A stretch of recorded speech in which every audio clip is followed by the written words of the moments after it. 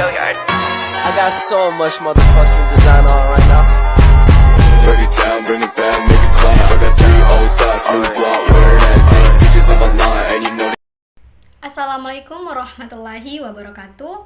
Perkenalkan, saya Helmin Maele dari kelas C dengan NIM 311422027 dari jurusan Bahasa dan Sastra Indonesia, Fakultas Sastra dan Budaya Universitas Negeri Gorontalo.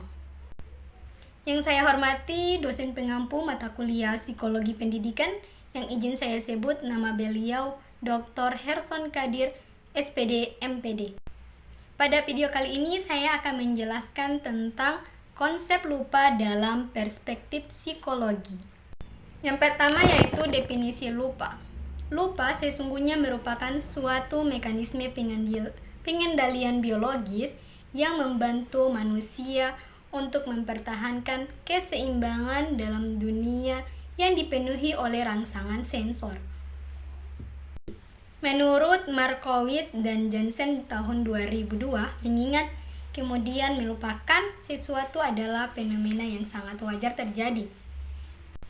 Ketika seseorang mengalami lupa, yang terjadi adalah seseorang tersebut berusaha membedakan informasi yang penting dengan yang tidak penting baginya.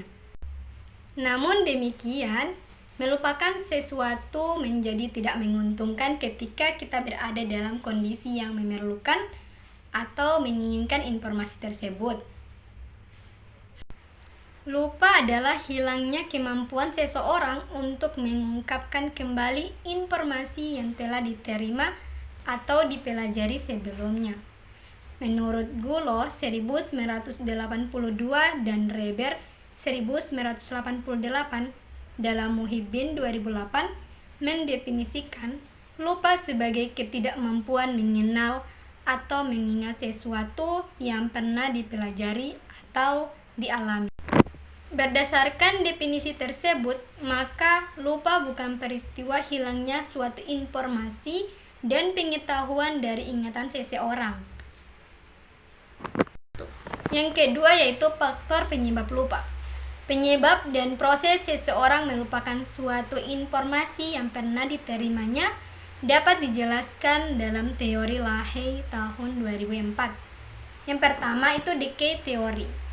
Teori ini menyebutkan bahwa lupa terjadi karena informasi tersimpan terlalu lama dan tidak digunakan. Namun, teori ini banyak dibantah karena informasi terlupakan justru terjadi pada memori sensori dan memori jangka pendek. Informasi yang pernah diperoleh menghilang dari sistem memori jangka pendek karena masuknya tambahan-tambahan informasi baru yang terlalu banyak ke dalam sistem memori jangka pendek tersebut.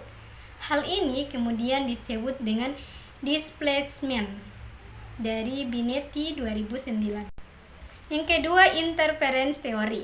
Menurut teori ini, terganggunya proses pemunculan kembali informasi yang telah disimpan pada sistem memori jangka pendek maupun jangka panjang terjadi karena dua penyebab, yaitu yang pertama juga interference retroaktif, yaitu di mana informasi baru yang masuk mengganggu proses pemunculan kembali informasi yang telah ada. Dan yang kedua itu interferensi proaktif, yaitu di mana informasi lama yang telah ada mengganggu proses pemunculan kembali informasi yang baru. Ketiga itu reconstruction theory. Teori ini menyatakan bahwa kegagalan dalam mengingat terjadi karena adanya distorsi.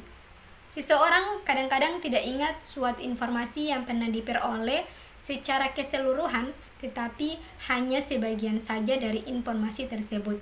Dalam hal ini, proses pemunculan kembali tidak sempurna dan memerlukan suatu isyarat atau petunjuk, clue, untuk memperoleh kembali informasi tersebut secara lengkap.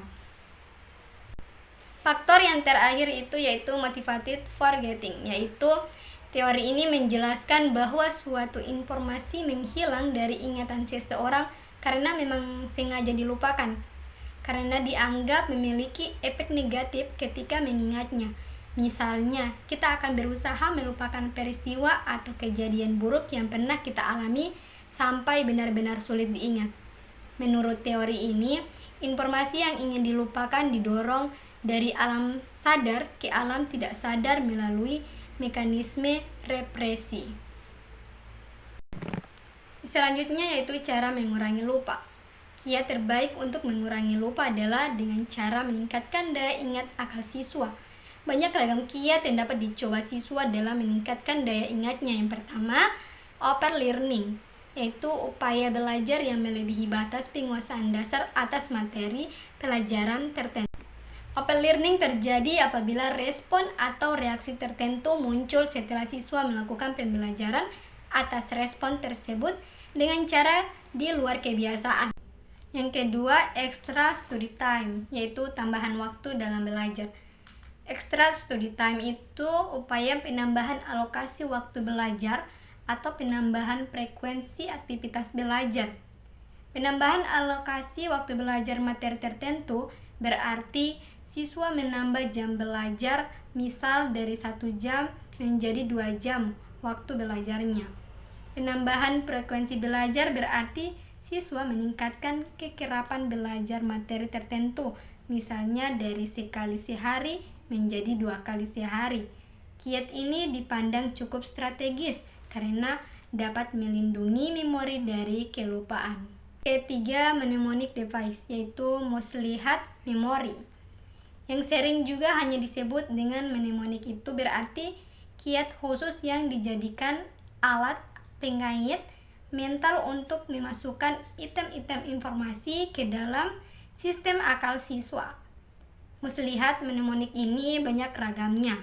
Yang paling menonjol adalah sebagaimana terurai di bawah ini. Singkatan, yakni terdiri atas huruf-huruf, awal nama atau istilah yang harus diingat siswa. Pembuatan singkatan-singkatan ini dilakukan sedemikian rupa sehingga menarik dan memiliki kesan tersendiri. Sistem kata fasak, yaitu sejenis teknik mnemonik yang menggunakan komponen-komponen yang sebelumnya telah dikuasai sebagai pasak atau paku, pengait memori baru. Yang keempat itu ada clustering, yaitu pengelompokan, yaitu menata ulang item-item materi menjadi kelompok kecil yang dianggap lebih logis dalam arti bahwa item tersebut memiliki signifikansi dalam lafal yang sama atau sangat mirip. Penataan ini rekayasa sedemikian rupa dalam bentuk daftar-daftar item materi sehingga mudah untuk dihafalkan.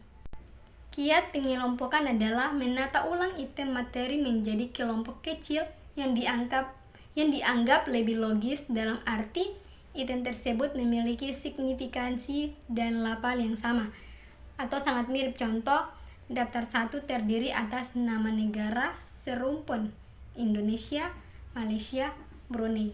Daftar kedua terdiri atas singkatan lembaga. Yang pertama MPR, DPR, dan BPK. Daftar ketiga singkatan lembaga internasional, yaitu UNESCO, ILO, dan WHO. Itulah materi yang dapat saya sampaikan. Lebih dan kurangnya saya mohon maaf. Wabillahi taufiq wal hidayah. Assalamualaikum warahmatullahi wabarakatuh. Bring it down, make it clap.